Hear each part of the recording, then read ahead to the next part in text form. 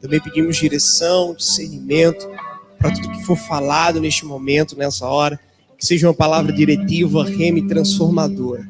Desde já, Senhor, a Ti bendizemos no nome precioso de Cristo Jesus. Amém. Aleluia. Você pode sentar. Tem alguém feliz aqui ainda? Glória a Deus. Você pode dizer glória a Deus? Mais forte, você pode dizer glória a Deus? Aleluia. Abra comigo, por favor, Filipenses capítulo 1. Preciso muito da sua atenção e paciência. Atenção e paciência. Olhe para a pessoa que está ao teu lado e diga assim: está disposto a pagar o preço? E aí? Foi que ele disse? Sim, não, talvez. Fala, meu Deus, misericórdia. Sangue de Cristo tem poder. Qual foi a resposta? Filipenses, capítulo 1, a partir do versículo 19. Olha o que lindo que as Escrituras dizem. Pois estou certo de que o que se passou comigo resultará em libertação para mim. Graças às vossas súplicas e pelo socorro do Espírito de Jesus Cristo, aguardo com ansiedade grande esperança, em que nada serei decepcionado. Pelo contrário, com toda a intrepidez, tanto agora como em todos os dias, Cristo será engrandecido no meu corpo, seja durante a vida ou mesmo na hora da morte. Porque para mim o viver é Cristo e o morrer é lucro. Porque para mim o viver é Cristo e o morrer é lucro. Caso continue vivendo no corpo, certamente apreciarei o fruto do meu labor, mas já não sei o que escolher.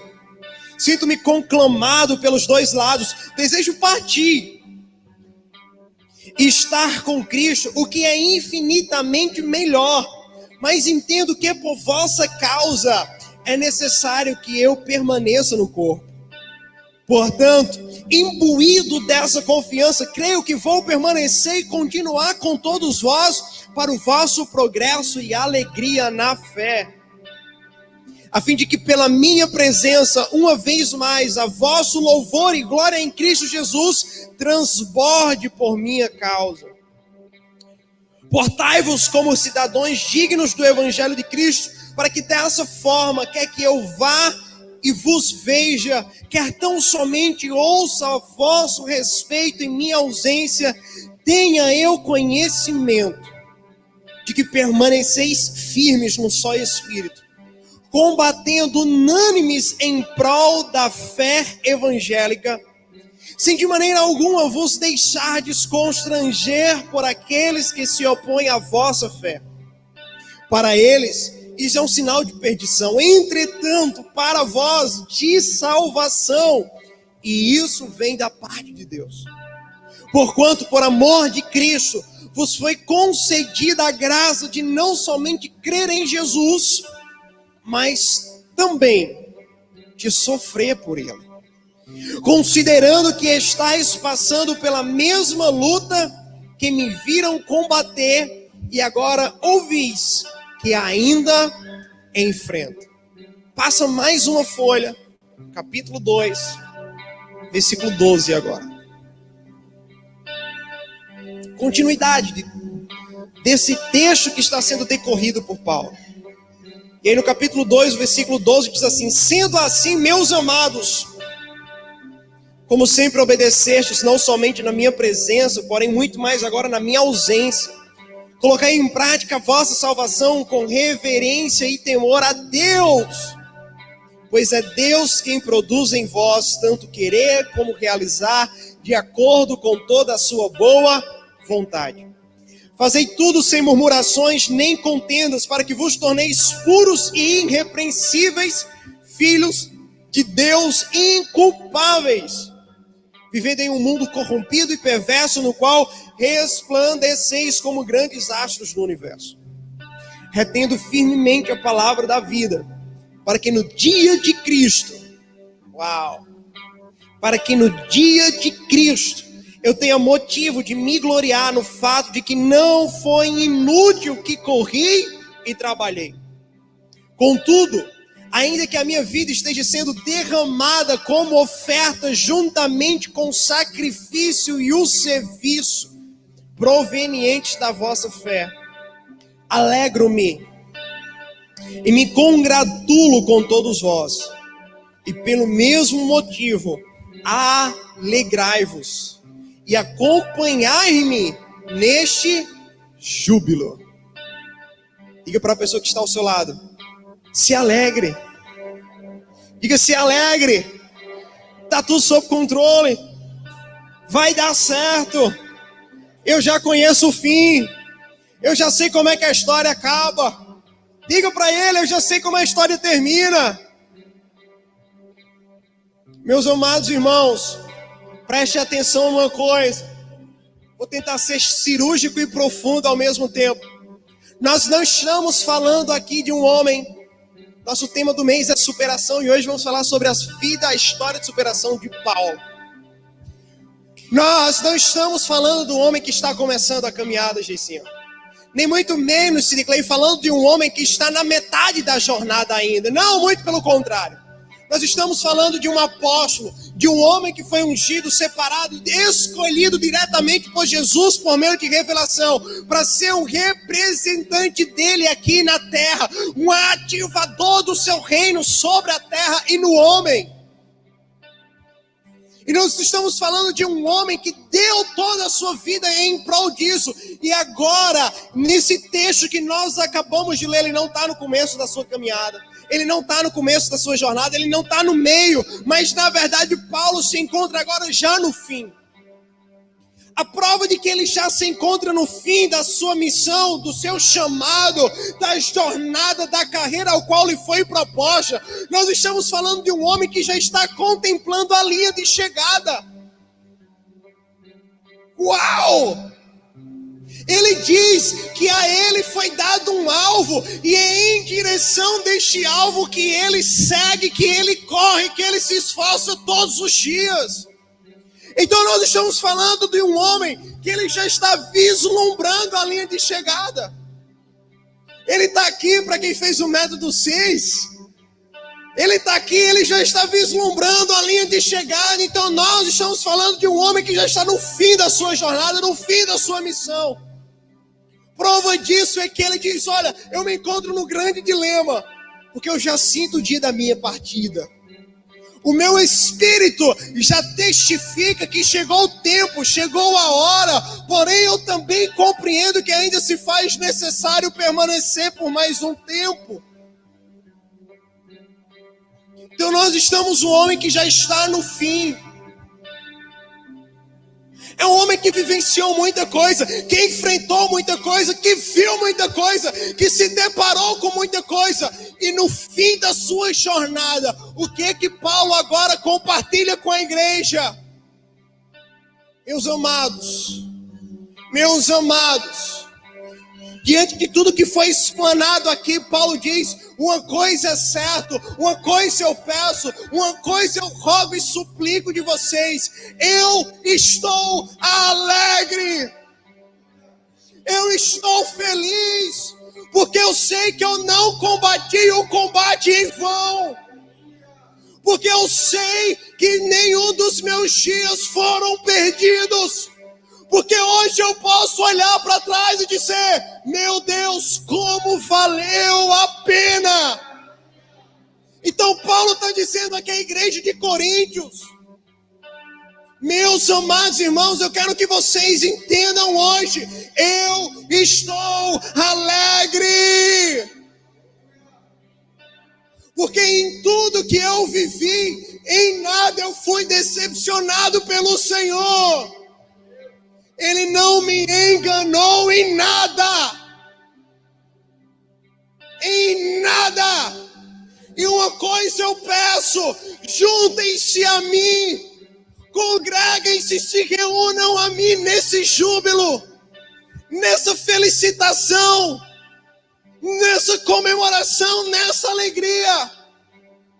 Se alegrem também pela mesma causa, se alegrem também pelo mesmo propósito, se alegrem também pela mesma verdade, ao qual vocês também fazem parte dela. Uau! Então nós estamos falando de um homem que está olhando para a igreja e dizer: neguinho, neguinha, não importa o que você passou, nem muito menos o que você ainda vai passar, saiba de uma coisa, vale a pena. Vale a pena. Em nada você será decepcionado por ele. Em nada. Em absolutamente nada. O Senhor não vai te abandonar. O Senhor não vai te desamparar. O Senhor não vai te esquecer. E por que eu estou te falando isso? Porque eu já terminei a jornada. Yes. Porque eu cheguei no fim. E se ele não me abandonou, ele não vai abandonar você. Se ele não me desamparou, ele não vai desamparar também você. E aí Paulo diz que esses dias dele, ele está sendo entregue, posto. E é praticamente quase a mesma citação que ele faz lá em Timóteo, como sacrifício. E ele cita um sacrifício específico, que é o sacrifício de libação. E qual era o diferencial do sacrifício de libação? Você precisa notar e pegar isso nessa noite. O que era o sacrifício de libação ou sacrifício de derramamento? Não era um sacrifício feito com animais, mas era um sacrifício feito com líquido. E geralmente 2 líquidos eram usados, aqueles 2 líquidos que estão lá naquela mesa lá atrás. A oferta de libação era feita ou com azeite ou com vinho. E eram os líquidos que eram derramados em torno do altar. Agora preste atenção, por favor. Essa oferta ela não era feita de forma separada, dissociada, mas junta. Ela sempre era uma oferta feita junta quando ia se ofertar algum cordeiro, Edmara. Para quê? Sacrificava o cordeiro, apresentava o cordeiro no altar, e sobre o cordeiro e em torno do altar se derramava ou azeite ou vinho. Para quê, Edmara? Para que o aroma do cordeiro subisse de forma agradável ao Senhor. Então a oferta de libação era uma oferta perfumada, era uma oferta para gerar perfume, para exalar um bom cheiro ao sacrifício que estava sendo apresentado a Deus. Agora, característica interessante do azeite e do vinho, eles são originados da mesma forma, da mesma maneira. Eles precisam ser amassados, eles precisam ser esmiuçados, triturados. Eles são subprodutos da pressão. Você está comigo, amém? Então o que é que Paulo está dizendo? Todas as pressões que eu passei serviu para que hoje eu pudesse oferecer um sacrifício agradável a Ele. Agora, quem é o cordeiro?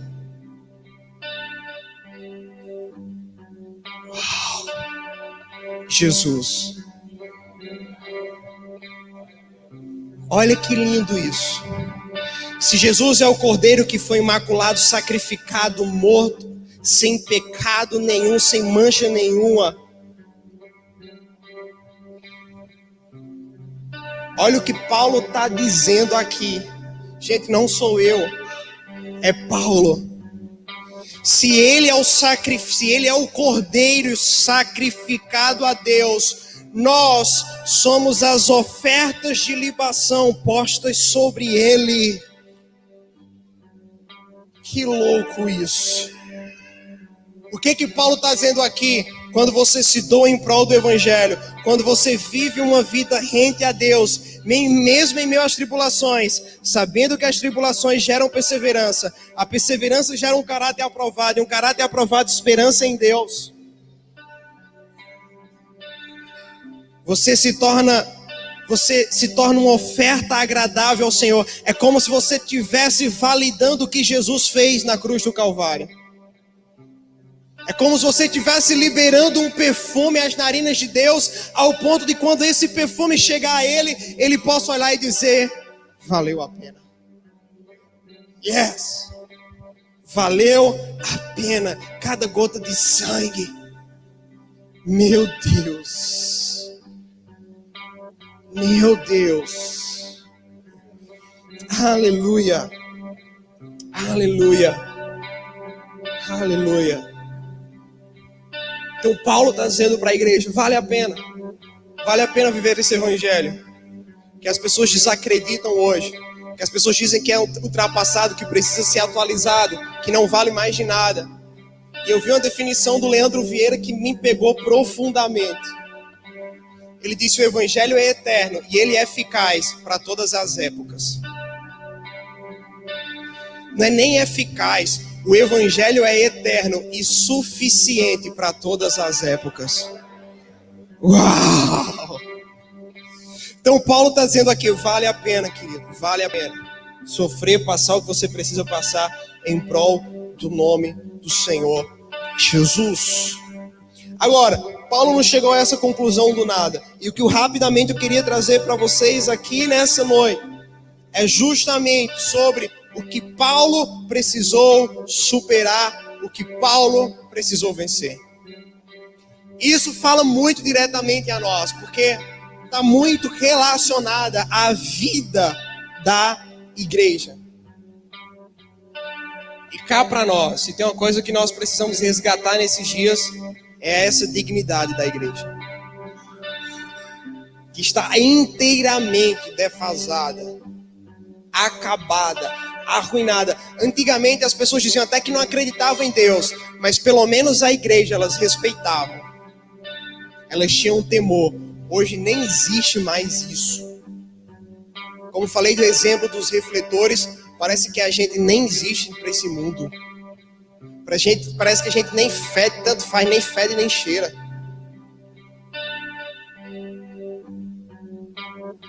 Então nós precisamos resgatar a igreja de Cristo para os dias atuais.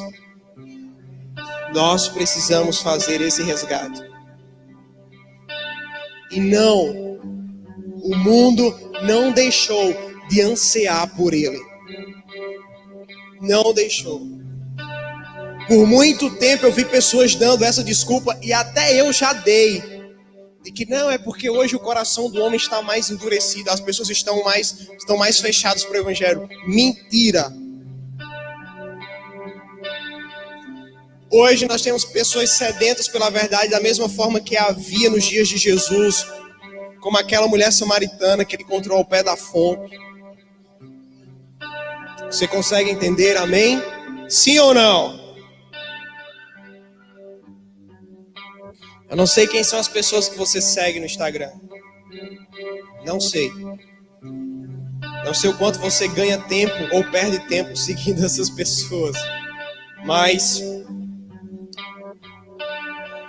eu sigo uma linhagem de pessoas muito, além de cristãs evangélicas, muito dentro do contexto da inteligência emocional, do empreendedorismo. Eu não sei se todos vocês sabem disso, mas todo curso que você for fazer hoje na área empresarial, independente de quem seja a pessoa que esteja promovendo, todo curso que você for fazer na área empresarial, na área de marketing, na área profissional ou na área de inteligência emocional, eles têm uma atividade que todas as pessoas precisam fazer, se realmente elas quiserem chegar ao tão sonhado sucesso. E sabe que atividade é essa, irmãos? Simplesmente meditar todos os dias um capítulo do livro de Provérbios. Provérbios tem 31 capítulos. todo curso empresarial, ele vai mandar você fazer isso com uma atividade diária. Meditar um capítulo por dia do livro de Provérbios. E todos os empresários, psicólogos, formadores, treinadores de pessoas vão dizer: toda pessoa de sucesso fez isso. Então, se o mundo está apontando para as Escrituras, por que é que nós não estamos fazendo o mesmo?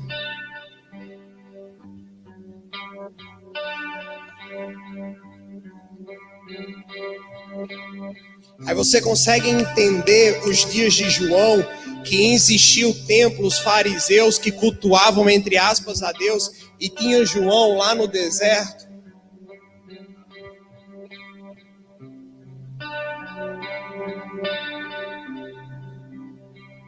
E sabe o que foi Jesus disse? Sabe o que é que vocês iam ver no deserto? Não era um caniço agitado. Não era alguém vestido de vestes reais. Vocês iam ver um profeta pregando uma verdade que já não se pregava mais nos púlpitos. Vocês conseguem entender, irmãos? Sim ou não? Sim ou não? Então nós precisamos superar isso. Amém? Amém? Deus conta com você para que sejamos a igreja ideal e necessária para os dias e para o tempo de hoje. Então o que é que Paulo precisou vencer? Vamos lá. Primeira coisa, Atos 9. Atos 9. Vou encurtar o texto.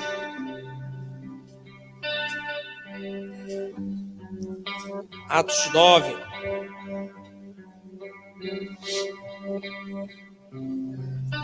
Versículo 26. A primeira coisa que Paulo precisou superar na sua vida foi a desconfiança. Paulo se converteu, mas o histórico de Paulo antes de ter se convertido não era um histórico muito favorável.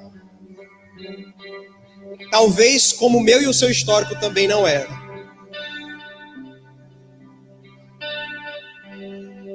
Por isso que eu digo que existe muita identificação do que nós vamos falar hoje. O histórico de Paulo antes da conversão não era um histórico tão muito favorável. Muito semelhante ao meu e o seu. Em Atos 9, versículo 26 diz assim: assim que chegou em Jerusalém, procurou reunir-se aos discípulos de lá, novo convertido, né? Procurou uma igreja para congregar na cidade nova.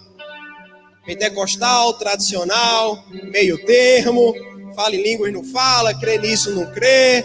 Então Paulo estava ali procurando a galera para se achegar, para não caminhar sozinho. Contudo, todos estavam assustados e com medo dele, pois não conseguiam acreditar que Saulo fosse um verdadeiro discípulo. Mas Barnabé, tomando consigo, levou aos apóstolos e lhes narrou como no caminho Saulo vira o Senhor, que lhe falara, e como em Damasco ele havia pregado em nome de Jesus com poder e coragem. E assim Saulo permaneceu com eles e caminhava com liberdade em Jerusalém, proclamando com toda ousadia o nome de Jesus, ou o nome do Senhor. Você está aqui, gente? Amém? Não se perca, não se vá. Quando seu pensamento estiver indo embora, puxe ele de volta. Traga ele para aqui. Quantas vezes você precisou lidar com a desconfiança? Das pessoas chegarem e dizer: na conversão de Geicinho, na de Geicinho eu não acredito não. Eu acredito na de qualquer um, mas na de Geis, duvido que isso seja crente de verdade. Isso é um imundo. Isso é um nojento. Isso nunca foi nada na vida, isso nunca foi gente na vida, vai ser agora. E não importa quantos anos de evangélico você tem ou de cristão você tenha, talvez você lide com isso até hoje. E as raposas ficam só assim observando, para que no primeiro vacilo, eu não falei, ó. Aqui. Isso nunca foi crente de verdade, vai se converter cru. Sim ou não? Gente, Paulo se converteu, estava procurando igreja para congregar e as pessoas não queriam receber ele porque não acreditavam na sua conversão. Não era uma desconfiança do mundo, era uma desconfiança da própria igreja. Elas estavam invalidando o fato de que Deus era o Deus do impossível e que Ele podia transformar tudo e todos. Elas olhavam assim para Ele e diziam, não posso acreditar. Até então Ele nos perseguia. Até então Ele nos caluniava. Até então Ele dizia que não botava um pé na igreja. É assim ou não é? Igreja evangélica eu nem entro, nem passo na porta. Até Jesus cegar ele, né? Ou até Jesus derrubar do cavalo. Ou até Jesus fazer alguma coisa. Apenas demonstrar o seu amor. Então a primeira coisa que Paulo teve que vencer foi a desconfiança. Segunda coisa, 1 Coríntios.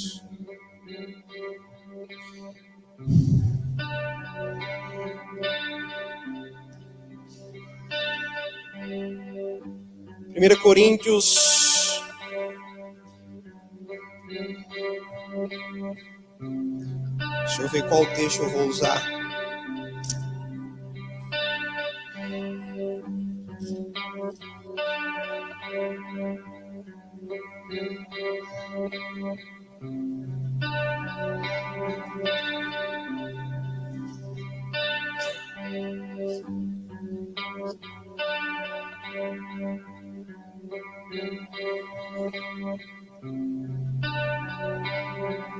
Segundo Coríntios.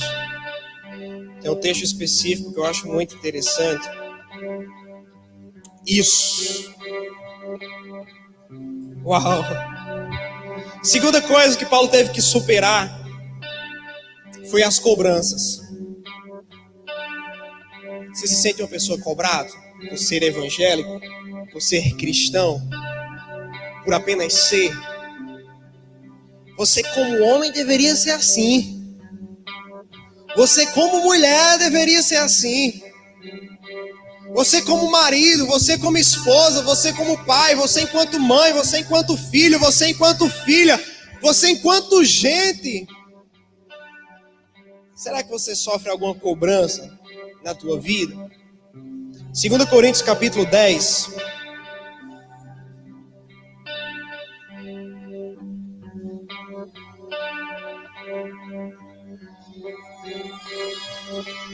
Versículo 8.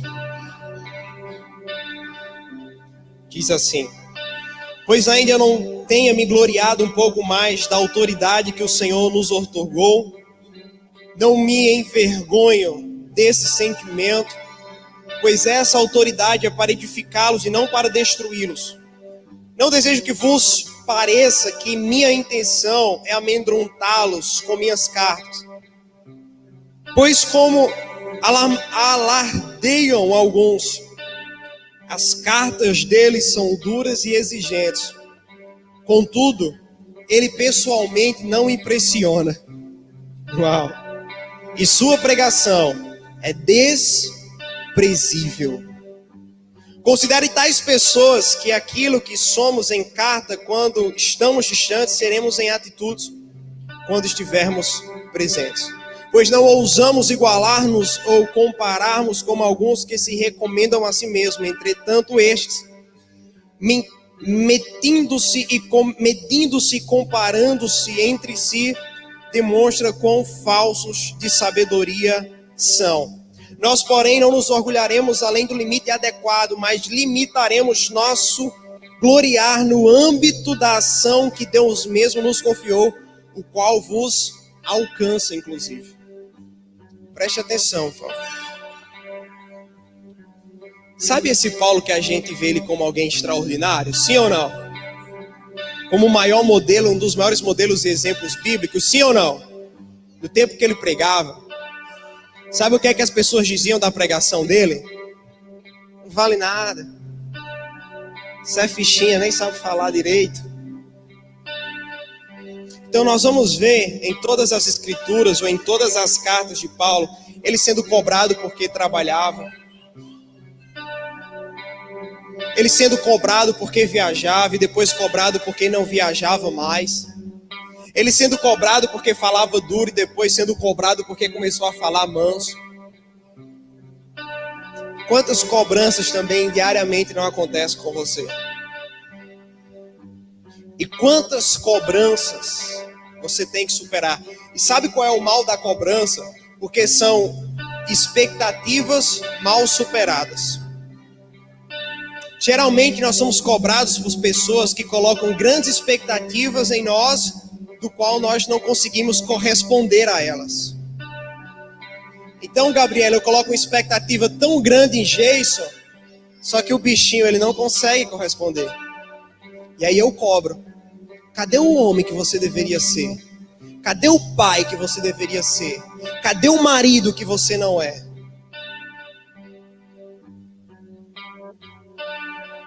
E aí nós queremos o mundo perfeito, mas não queremos nos encaixar a ele.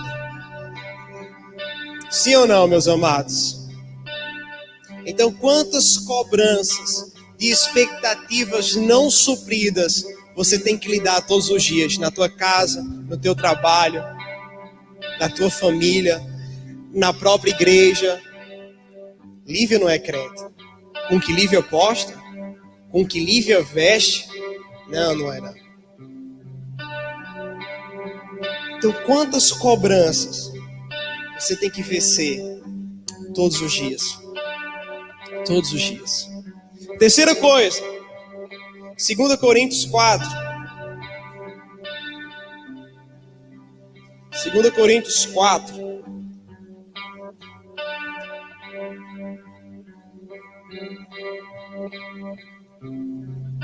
E aí a questão de cobrança, que muitas das vezes a gente volta isso para Deus.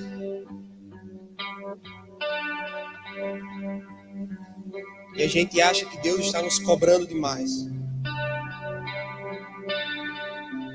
E o que deveria ser leve, acaba sendo um jugo pesado nas nossas vidas. E o que a gente deveria fazer por amor, a gente começa a fazer por obrigação. Eu vou orar porque se eu não orar, Deus castiga. Gente, olha a imagem de Deus que você cresceu aprendendo. Se você fizer isso, o Papai do céu vai castigar. Você vai se ver com Deus. E aquilo que a gente deveria fazer por amor, a gente faz por obrigação. 2 Coríntios 4, 18, Paulo diz assim: sendo assim, fixamos nossos olhos não naquilo que se pode enxergar, mas nos elementos que não são vistos, pois os visíveis são temporais, ao passo que os que se não veem são eternos. Terceira coisa que Paulo precisou superar foi os erros que ele via no seu dia a dia, ao seu redor, no seu contexto. Quantas pessoas se entristeceram com o Senhor, ou se entristeceram com a igreja, ou se afastaram da igreja não pelo seu pecado, mas pelo pecado do outro. Por um pecado tão grave que ela desacredita de que todo o evangelho seja real, seja verdadeiro. Será que a gente vive isso nos dias de hoje? E aí a gente olha para as Dornelles da vida,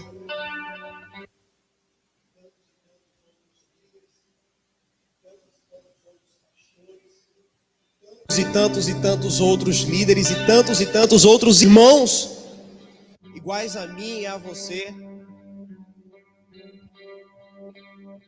que às vezes vacilam feia, que vão totalmente na contramão daquilo que dizem acreditar e entender. E aí, salvo engano, o próprio Paulo diz: e o próprio Jesus também, ai daquele que faz com que um desses pequeninos caia. E quantas pessoas se frustraram, quantas e quantas pessoas se decepcionaram, desistiram da caminhada em Deus, não porque elas erraram, não porque elas falharam, porque o pecado do outro foi escandaloso demais, ela não conseguiu suportar e ela não conseguiu reter. Então outra coisa que Paulo precisou lidar foi o que ele chegava no âmbito da igreja. E aí ele diz: eu não posso me apegar pelo que eu vejo. Porque se eu, Evelyn, me apegar pelo que eu vejo, eu não chego a lugar algum. Mas eu me apego por aquilo que eu creio, porque o que eu creio é eterno. Por isso que Paulo fala que Deus nunca o decepcionou. Porém, para a gente terminar, o conflito de Paulo, ou a luta de superação de Paulo, não era apenas em relação ao outro. Você vê que até agora foi sempre em relação ao outro, né?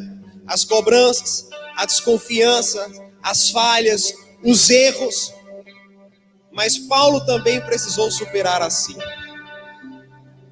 E a quarta superação de Paulo foi em relação ao que ele mesmo tinha como prática de fé. As suas crenças, suas convicções, os seus dogmas, as suas tradições. Então até o próprio Paulo teve um momento que ele precisou parar e rever. Porque quando ele perseguia os cristãos, ele perseguia em nome de Deus. E quantos perseguidores nós não temos dentro da igreja? Que vivem com a Bíblia assim: ó, pastor, porque está escrito aqui, ó. Tá vendo? O senhor tem que condenar fulano. Ó, pastor, porque a Bíblia diz, o senhor tem que disciplinar fulano. Sim ou não, irmãos? Sim ou não, irmãos? Sim! Sim! E quantas pessoas Paulo, enquanto Saulo, enterrou em nome de Deus? Em prol da palavra, da verdade, porque está escrito: mata esse infeliz, mata esse nojento. Só que é fácil ver o pecado do outro. Difícil é voltar à luz para enxergar o nosso. Até o ponto que as Escrituras confrontou tanto Paulo, o homem que usava a palavra de Deus para matar aqueles que segundo ele estavam errados, que ele mesmo escreveu em Romanos 7. Cheguei a uma conclusão: que eu sei o que é certo, mas o que é certo eu não faço. Eu sei o que é errado, não queria fazer, mas é o errado que eu faço. Uau! E aí, diante de todos aqueles que até então Paulo condenava à luz da palavra, ele agora se coloca como o pior de todos. Meu Deus, irmãos. Meu Deus. Meu Deus. Ele agora diz: de todos, eu sou o pequenininho, eu sou o menor. Eu sou como cocô para esse mundo, trazendo para a tradução, já que a Bíblia para alguns tem que ser atualizada, né? Paulo diz: eu sou a escória deste mundo, eu sou o resto, o esterco desse mundo, eu sou o nada. Que mudança, que superação. Uau, uau, irmãos, esse nível é elevado. Meu Deus, meu Deus. Porque é muito bom, Sidney Clay, superar quando vem de fora.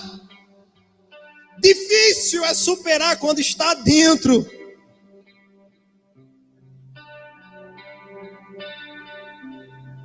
É literalmente nascer de novo. Quinta e última superação de Paulo. Além de suas crenças, além de suas convicções, além de suas tradições arraigadas desde... Sabe por que é tão difícil a gente abrir mão de uma tradição? Porque ela vem arraigada, gente, lá da infância. Estava refletindo esses dias, a gente ainda traz conosco hoje, embora a gente se denomine igreja evangélica, mas existe muito catolicismo em nós. Muita tradição do catolicismo em nós. E não por erro do catolicismo, por erro dos nossos pais que nos ensinaram assim. Porque no catolicismo, os nossos pais ensinaram que a gente só precisa ir uma vez na semana para a igreja. Sim ou não? E se demorar muito, na semana seguinte a gente dá um castigo no padre e não vai. É assim ou não é? É. Muda de igreja. Muda de santo, né? Porque aquele padre, a homilia daquele padre demora demais. Vamos para esse daqui que é mais curtinha. Quando trocar o padre, a gente volta. Agora, é culpa da igreja? Não. É culpa dos nossos pais que nos ensinaram assim. Aprendemos que nem para a igreja a Bíblia se leva. Sim ou não? Sim ou não, gente? Sim. Aí quando a gente se converte, o que é mais constrangedor para nós? Sair com um tijolo desse. Para o novo convertido, irmão, isso daqui é uma vergonha. Vixe, tem que levar a Bíblia, é? Vixe. Misericórdia, Senhor. É ou não é? Agora, por que é difícil mudar? Por que é que esse de Clay passa os anos e a gente ainda continua assim? Porque veio lá da infância, meu velho. É igual emagrecer, né, Alisson? É igual emagrecer. Você passou 30 anos da sua vida engordando, focado só em engordar. Aí um mês você quer ficar magro. Meu irmão, 30 anos investindo, pagando caro para engordar, para ter essa exuberância que você tem hoje. 30 anos! Você quer do dia para a noite se desfazer dela? Não vai. Não vai. Você está comigo, amém? Última superação de Paulo. Ele teve que superar os seus prazeres, acima de tudo, o seu orgulho. 2 Coríntios, capítulo 12.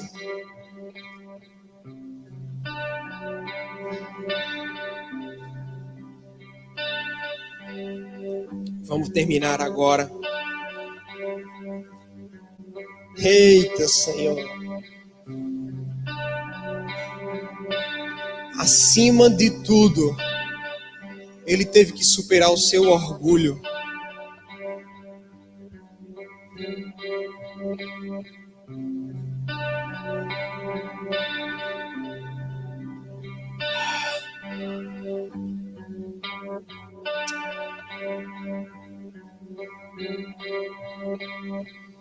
Segundo Coríntios 12, a partir do versículo 1 diz assim: considerando, pois, ser necessário que vos exponha minhas glórias, embora não me seja vantajoso orgulhar-me,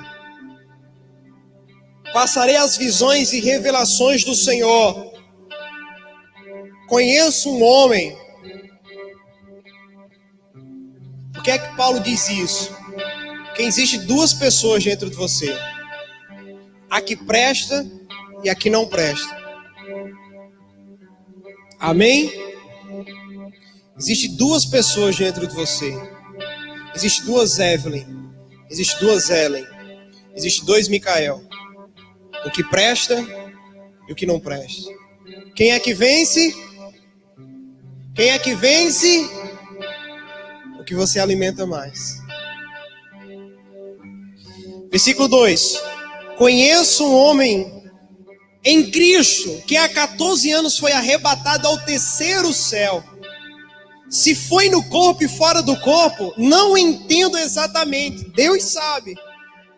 Mas sei que esse homem, se isso ocorreu no corpo ou fora dele, não sei, mas certamente Deus sabe, foi arrebatado ao paraíso e ouviu palavras inexprimíveis, ou em algumas traduções, inexplicáveis.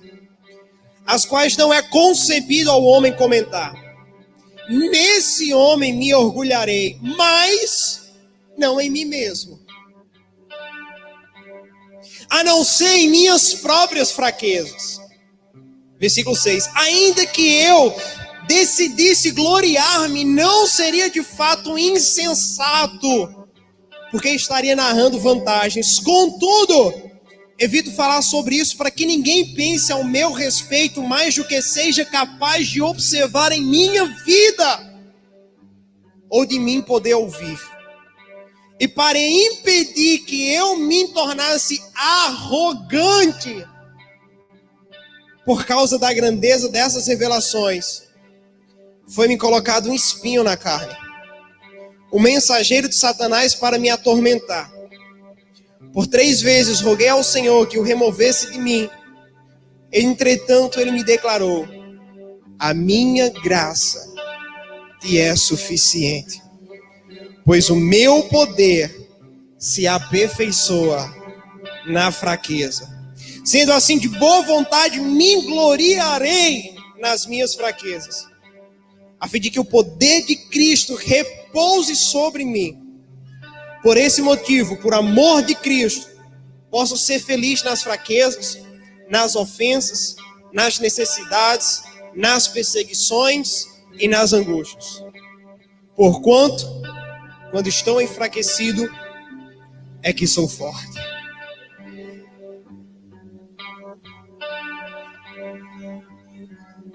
Quinta e última coisa que Paulo precisou superar: o seu orgulho, o seu ego, o seu desejo de ser maior.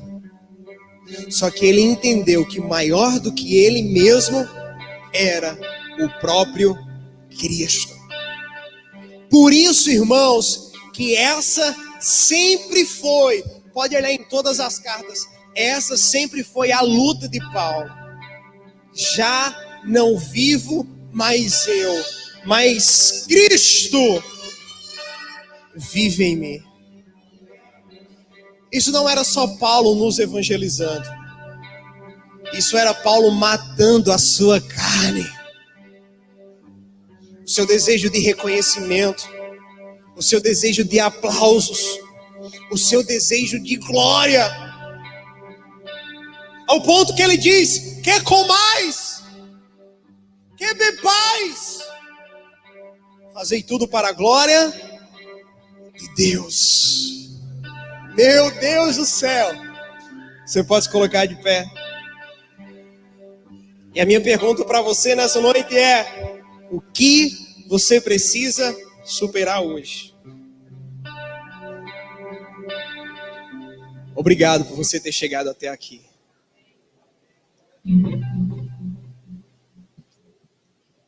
E obrigado também, principalmente ao pessoal de casa, que é mais difícil, né, nos acompanhar até uma hora dessa.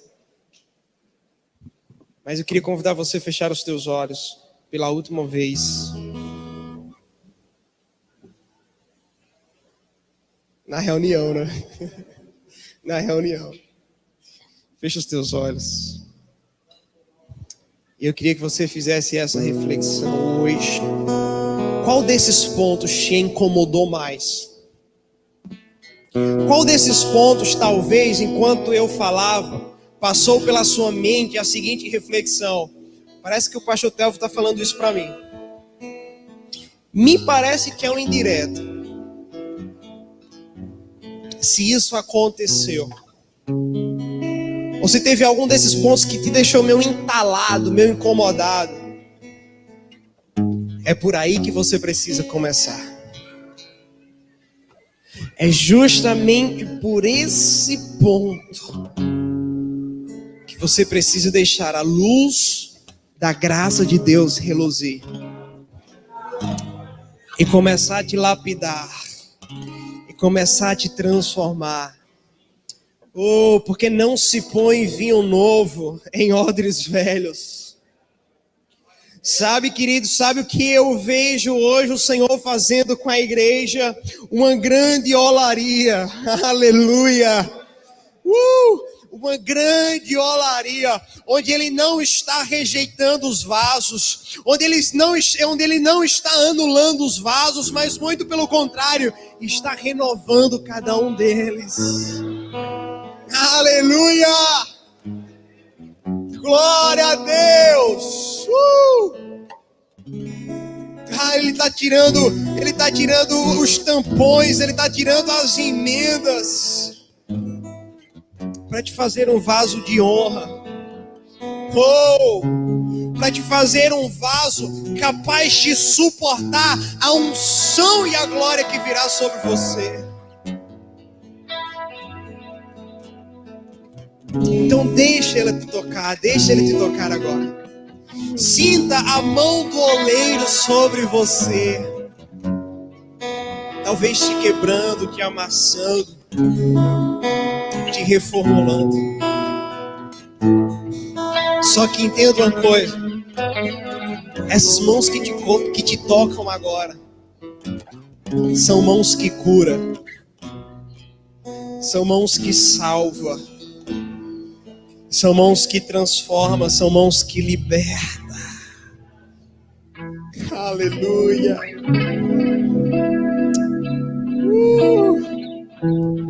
Glória a Deus. Glória a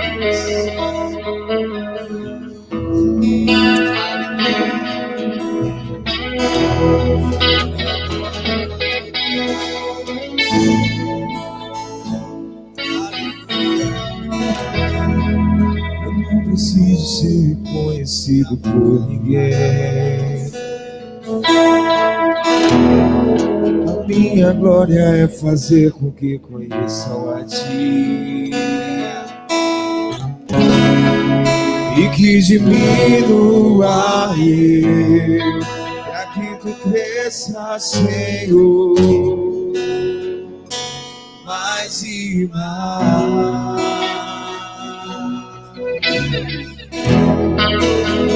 Serafins que cobrem o rosto ante a Ti. Declare isso nessa noite. Escondo o rosto para que vejam a Tua face em mim e que diminua eu, para que Tu cresça, Senhor, mais e mais. Santo dos santos, a fumaça esconde, só Teus olhos que veem, debaixo de Tuas asas, é o meu abrigo, meu lugar secreto, só Tua graça me dá, Tua presença me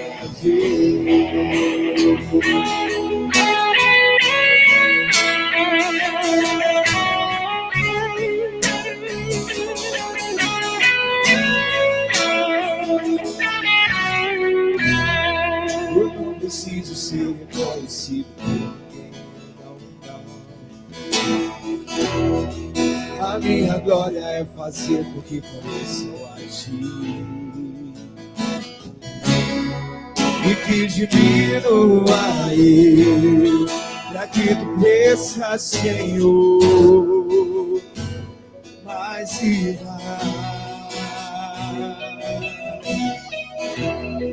E como serafins que cobrem o rosto ante a Ti, escondo o rosto para que veja a Tua face em mim e que diminua eu, para que Tu cresças mais e mais.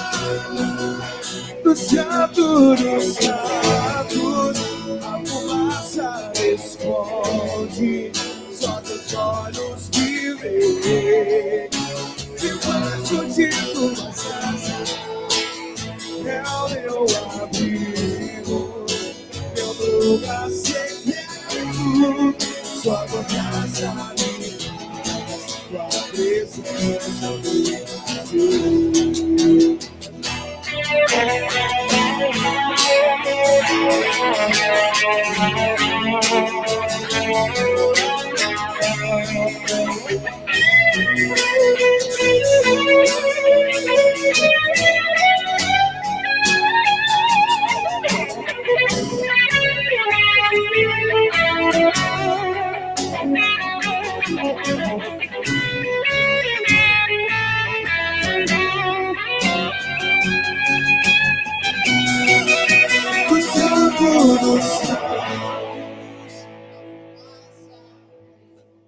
Declare isso. Debaixo das tuas asas.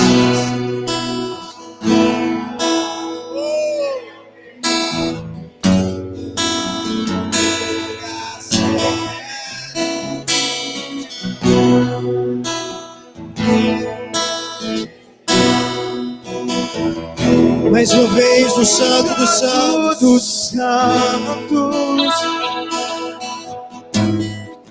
É lá onde tudo acontece.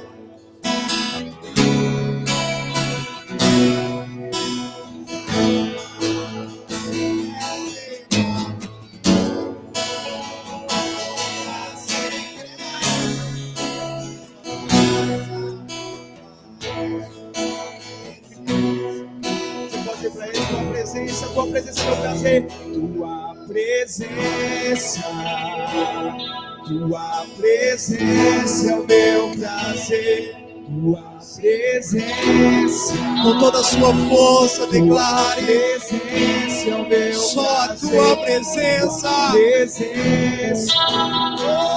Tua presença é o meu prazer. Tua presença. Tua presença.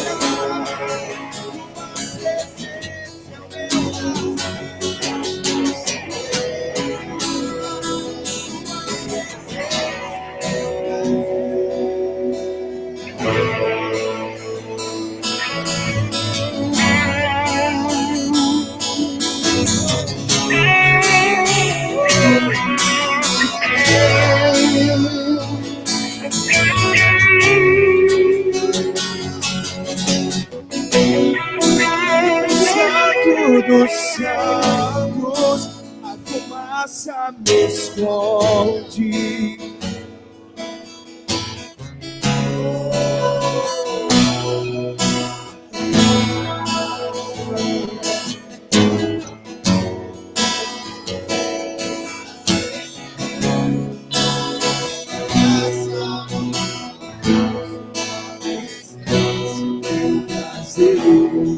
Só tua graça me faz, tua presença, ó Deus. Só tua graça me faz, tua presença é o meu prazer.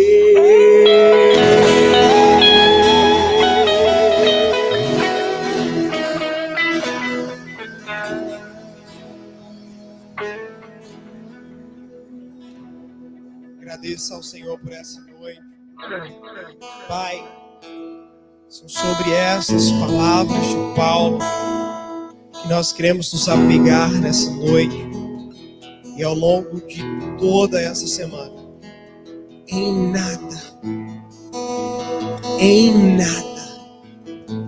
Em absolutamente nada seremos decepcionados pelo Senhor. Tu tens, e somente tu tens, o controle de tudo. E é em tuas mãos que nós apresentamos a nossa vida, a nossa casa, a nossa família. Pai, nós não conseguimos imaginar o que irá acontecer após essas eleições. Mas o que nós sabemos é que em tudo isso, debaixo de tuas asas, nós estamos guardados. É que em meio a tudo isso, debaixo de tuas asas, nós estamos protegidos. Nós louvamos e bendizemos o teu nome. Abençoamos a vida e a semana de cada um presente aqui nessa noite. E assim declaramos que o amor do Pai, que a graça do Filho, que a comunhão do Espírito seja sobre todos, porque teu é o reino, teu é o poder, e somente tua é a glória para sempre. Aplauda ao Senhor.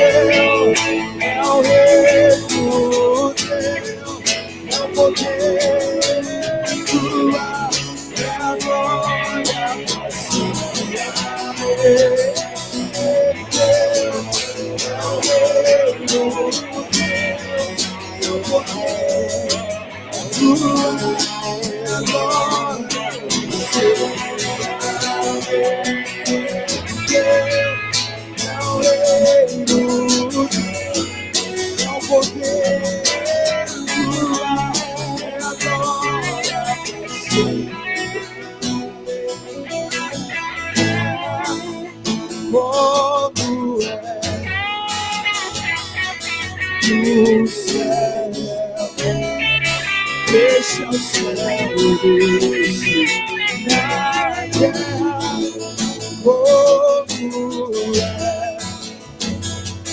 é no céu. Deixa o céu descer, deixa o céu descer. Deixa o céu descer,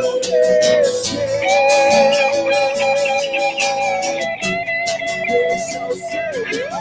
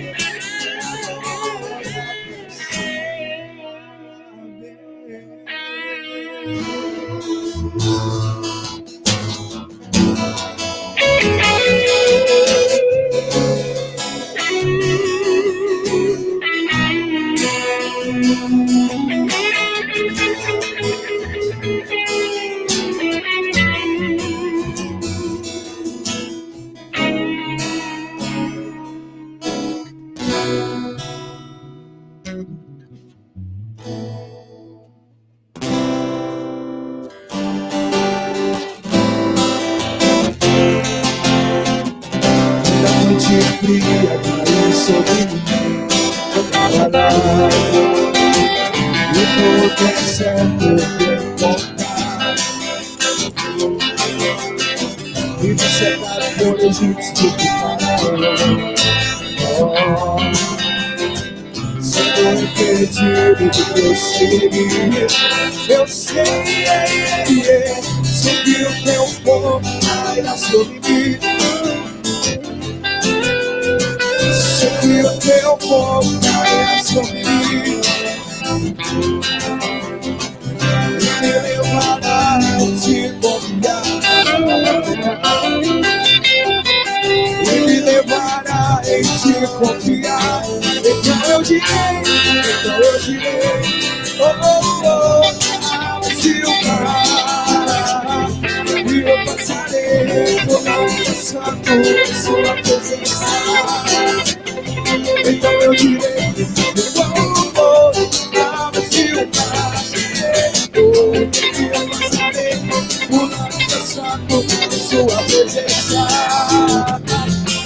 Por isso eu pulo na presença dele. Por isso eu passo na presença dele. Por isso eu grito na presença dele. Por isso eu corro na presença dele. Então eu direi, então eu direi, que eu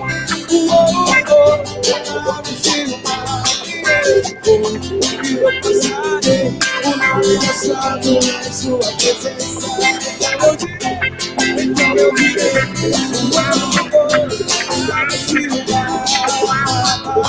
que eu passarei o ano passado em sua presença.